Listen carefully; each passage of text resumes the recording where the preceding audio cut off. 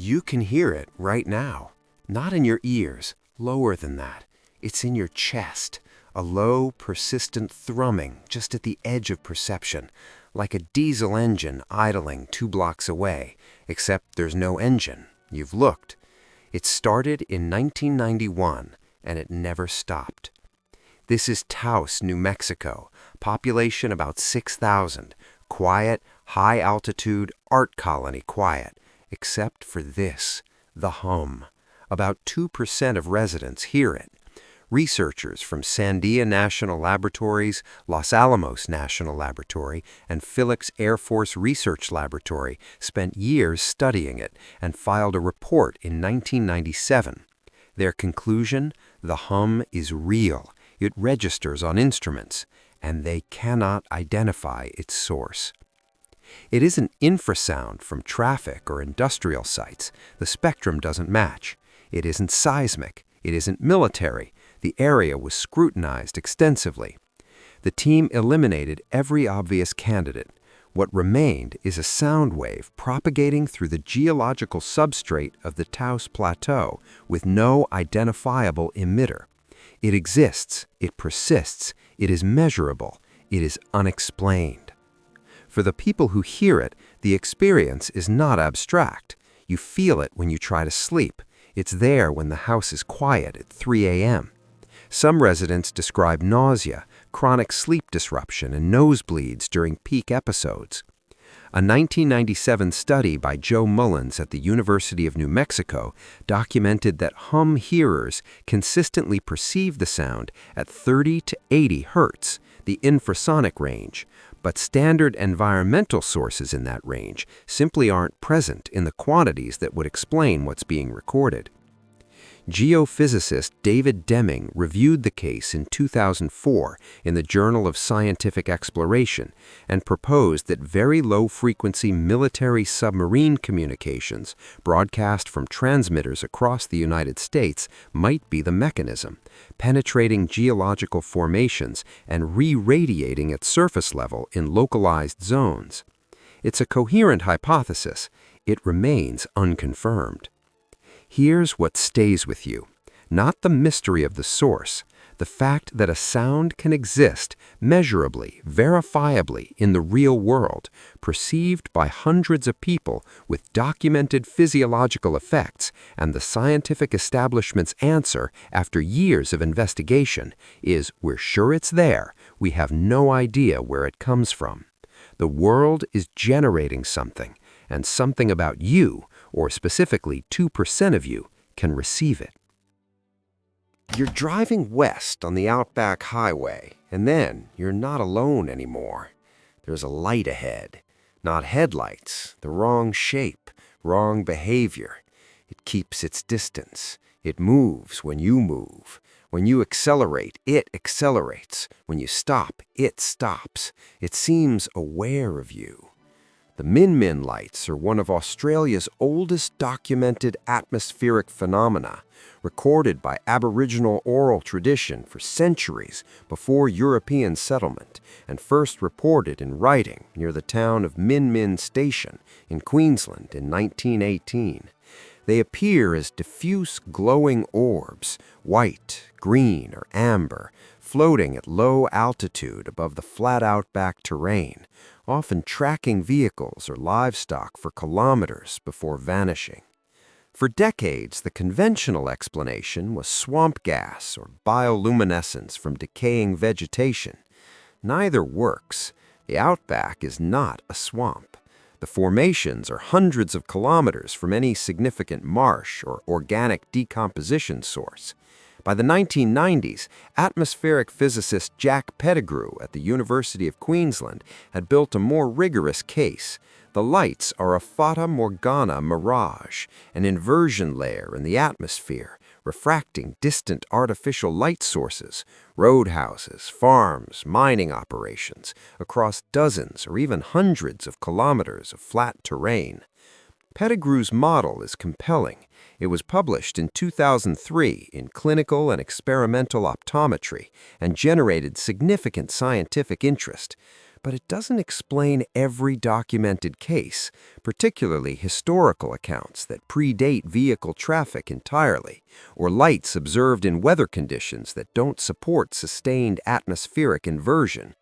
Pettigrew himself acknowledges that the Fata Morgana theory explains the modern majority of cases, not all of them. There's something unsettling about a light that knows your speed. Even knowing the physics, even trusting the refraction model completely, the light still moves when you move. The universe found a way to make physics look like intention.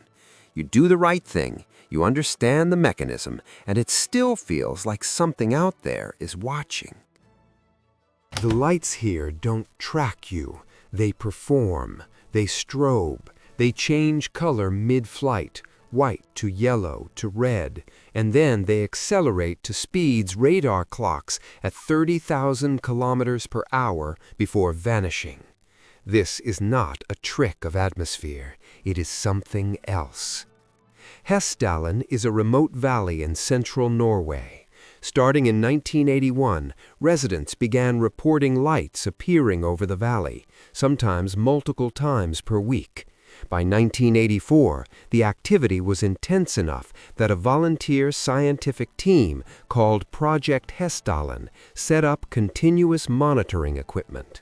What they recorded over the following decades remains one of the most thoroughly documented unidentified atmospheric phenomena in scientific history. The lights are real. They appear on radar. They are captured on video, in photographs, and on spectroscopic instruments. A 1999 spectroscopic analysis by Erling Strand and Bjorn Gitle Haag identified elements including silicon, iron, and calcium in the emission spectrum, indicating a physical substance, not pure plasma or simple gas. The lights demonstrate apparent self-directed behavior, changing course, hovering, accelerating to hypersonic speeds from a standing start. The plasma hypothesis is the current scientific frontrunner. Researchers from multiple European universities have proposed that the specific mineral composition of the valley, a unique combination of sulfur on the east side, zinc and iron on the west, creates a natural electrical differential when interacting with the Hessdalen River. This differential, the theory goes, generates self-organizing plasma structures that can sustain coherence long enough to exhibit the observed behavior. In 2010, Italian physicist Massimo Teodorani published a detailed analysis in the Journal of Scientific Exploration, describing the lights as exhibiting properties of a plasma object that can exist in a coherent state for minutes at a time, something laboratory-generated plasma cannot sustain. He did not conclude what initiates or directs them. The plasma forms, it does things, then it stops. The valley is still active. The monitoring equipment is still running. The scientific consensus is it is a natural phenomenon involving electromagnetic processes not yet fully characterized. But not yet has been the answer for 40 years. Some things happen on a schedule the universe hasn't shared with you. You are at the bottom of the ocean, or rather, a hydrophone is, 5 kilometers down in the South Pacific, part of NOAA's global seismic monitoring network. The year is 1997. And then the network picks up something, a sound, enormous, rising in frequency over roughly 1 minute, then stopping. It is, by amplitude, the loudest biological sound ever recorded in Earth's oceans. Loud enough that 2 hydrophones 5,000 kilometers apart both captured it simultaneously. They named it the Bloop. Marine biologists immediately noted the frequency profile. The Bloop's spectrograph, its acoustic signature, is consistent with a biological origin. It has the same general shape as whale song and other cetacean vocalizations. The problem, the loudest whale on Earth, the blue whale, produces sounds at approximately 188 decibels. Whatever made the bloop was dramatically louder. The amplitude required a source of biological mass far exceeding any known marine animal. If it was an animal, nothing that size has ever been documented, cataloged, or recovered. NOAA's Acoustic Monitoring Division quietly sat with this for over a decade. Then, in 2012, they released a revised analysis. The bloop, they concluded, is most likely the sound of ice calving, a massive fracture event in the Antarctic ice sheet. The frequency profile of large-scale icequake events, when analyzed in detail, can produce a rising pitch signature that superficially resembles biological vocalizations. The 1997 event coincided with Antarctic summer. The triangulated origin point was near the Antarctic ice shelf. The icequake explanation is scientifically solid. It has been broadly accepted by the acoustic oceanography community. Christopher Fox of NOAA's Acoustic Monitoring Project confirmed this assessment in published communications. The bloop is almost certainly ice. Almost certainly. The almost is load-bearing. No specific fracture event of sufficient magnitude was independently documented at that location on that date. The acoustic signature is consistent with ice, but does not exclusively rule out biological origin.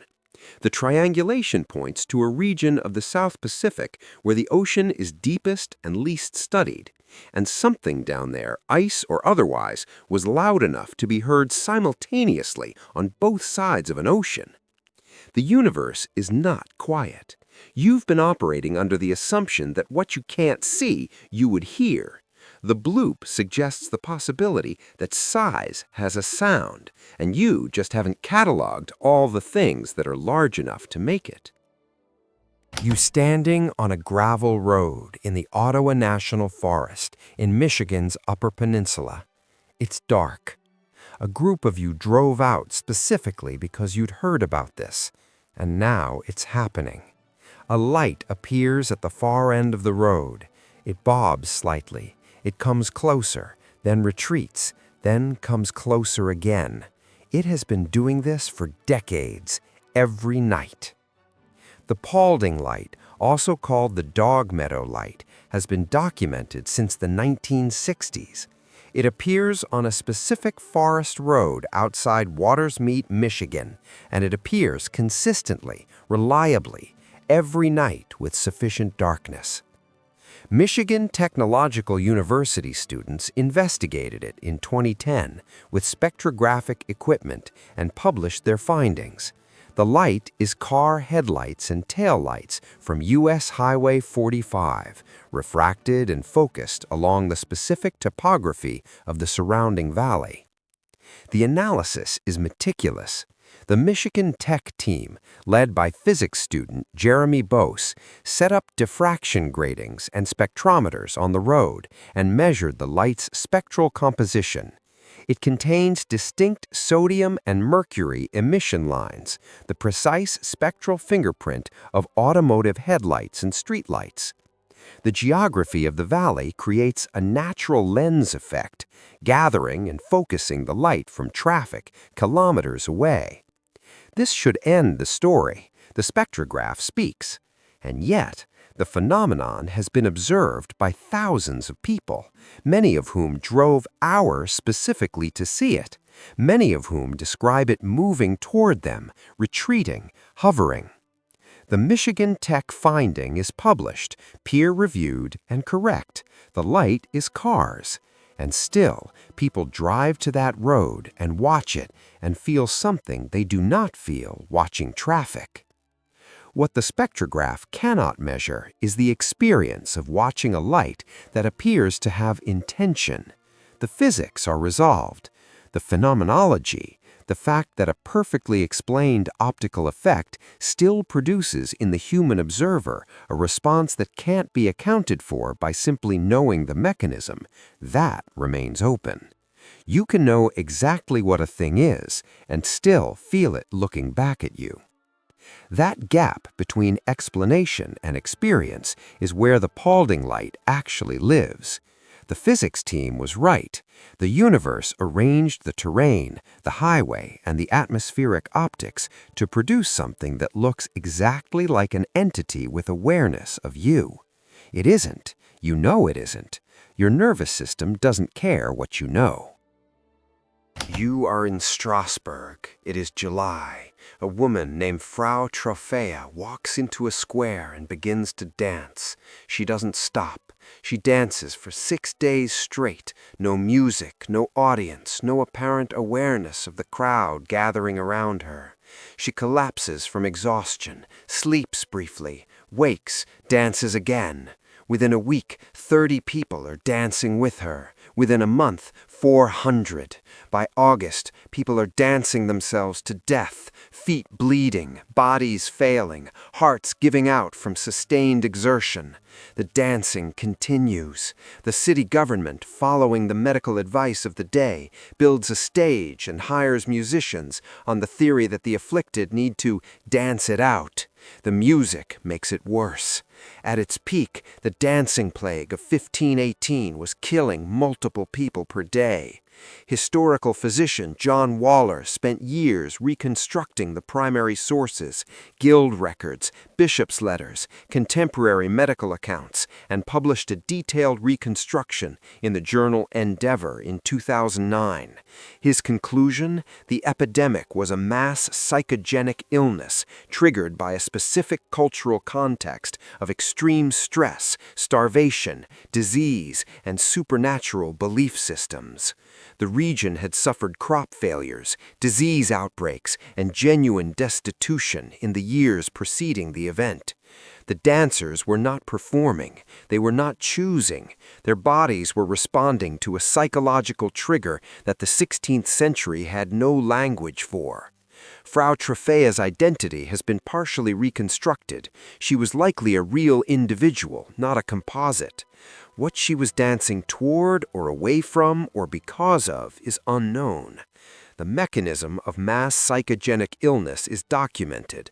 Autonomic nervous system dysregulation, producing involuntary movement, accelerated by social contagion, sustained by the removal of any rational exit condition. The body takes over. The body does this without asking. What makes 1518 extreme, and what Waller's research makes clear, is not that it happened, but that it ended. It simply stopped. No treatment, no intervention. Late September arrived, the dancers dispersed, and it never recurred in that form. The stress that generated it presumably didn't resolve. The belief systems didn't change. Something else did, and nobody recorded what. Your body can do this, not the dancing, the mechanism, the autonomic override, the capacity for a sufficiently extreme external condition to bypass the executive function entirely and produce behavior that the experiencing person did not elect to perform. You call it panic, you call it breakdown. In Strasbourg, they danced. The name changes, the architecture doesn't.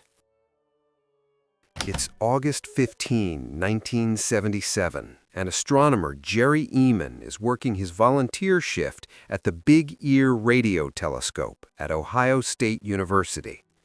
The telescope has been systematically scanning the sky as part of SETI, the search for extraterrestrial intelligence. Eman is reviewing printouts of recorded radio frequencies, and then he sees it. A sequence of alphanumeric characters, 6EQUJ5. This is how the Big Ear system records signal intensity, letters representing higher signal strength than numbers can express. A 6 means the signal is 6 times stronger than background noise. U is 20 times stronger. The printout goes up to about 22 times background. Eman circles it in red pen and writes one word in the margin: wow. The wow signal lasted 72 seconds, exactly the length of time an object in that region of sky would remain in the telescope's field of view as Earth rotated. This is consistent with a signal originating from a fixed point in deep space, not from local interference. The signal came from the direction of the constellation Sagittarius at a frequency of 1420 megahertz, the neutral hydrogen frequency, which SETI researchers had long theorized an intelligent civilization might use precisely because it's a universal chemical constant that any radio-literate species would know. Ohio State astronomers spent the following weeks and months attempting to detect it again. Multiple follow-up surveys, including a search that gave the target region 50 times more observation time than the original, detected nothing. In 2017, astronomer Antonio Paris proposed that the signal was caused by a hydrogen cloud surrounding a passing comet. 2 comets were near that region in 1977 and hadn't been cataloged at the time. It's a plausible mechanism. Other researchers dispute whether the comet's hydrogen clouds would have been dense enough to produce the observed signal strength and duration. Eamon himself has written about the signal extensively. His position, maintained for decades, he doesn't know what it was. He is not claiming it was extraterrestrial. He is claiming it was anomalous. It behaved like no natural source he can confidently identify, and it has never recurred. One 72-second signal, unrepeated in 47 years of searching. There is something clarifying about the WOW signal. Not about extraterrestrial life, about attention. The universe sent something once. You weren't ready. You recorded it barely by accident, and then it never came again. The question isn't whether anyone was transmitting. The question is whether 72 seconds is enough time to decide the universe is empty. This is a bridge in Dumbarton, Scotland, that dogs jump from. Not once, not as an accident, repeatedly, consistently, over decades, always from the same spot. Specifically from the right-hand side of the bridge, between the same 2 parapets, on clear, sunny days. Since the 1950s, over 50 dogs have leaped from Overtoun Bridge. Some have survived, many have not. Some survivors have been brought back across the bridge and jumped again. The bridge is Victorian-era granite, roughly 15 meters above a waterfall and rocky gorge. The drop is fatal for small dogs. The behavior has been documented enough that locals know the spot by name, the Dog Suicide Bridge. It is not a myth.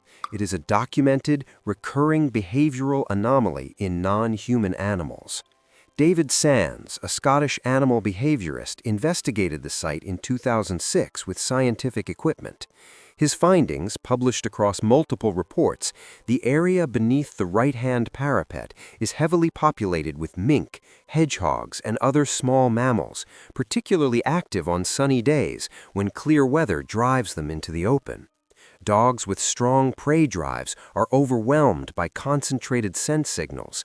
Mink urine, in particular, is one of the most powerful olfactory triggers known to domestic dog neurology, and the solid granite parapet blocks their sight line to the drop below. The dog doesn't jump. The dog follows a scent trail. The bridge is solid. There's no visual cue of the drop. The olfactory system fires at full intensity, and the body commits to an action before the available sensory data can contradict it. Sands' model is specific. Brachycephalic breeds and long-snouted scenthound types are statistically overrepresented in incidence, consistent with high olfactory sensitivity. The clear day pattern matches peak mink activity. The mechanism is almost certainly correct. The pattern of species, weather, and location confirms it. And yet, the brain that processes that scent signal is the same architecture, radically simplified but genuinely homologous, as the one in your skull. A stimulus arrives. The evaluation system is bypassed. The body commits to an action before the available sensory data can contradict it. You have a parapet and you have a scent. Not this bridge, not this gorge, but the architecture exists. Something arrives with enough intensity, and the processing that would normally insert hesitation simply doesn't run fast enough. The dog at Overtoun isn't confused. The dog is certain. Certainty, the feeling of knowing exactly what to do next, is not the same as being right. The granite is solid, the drop is real, and the system that should tell you that is the one that got there last.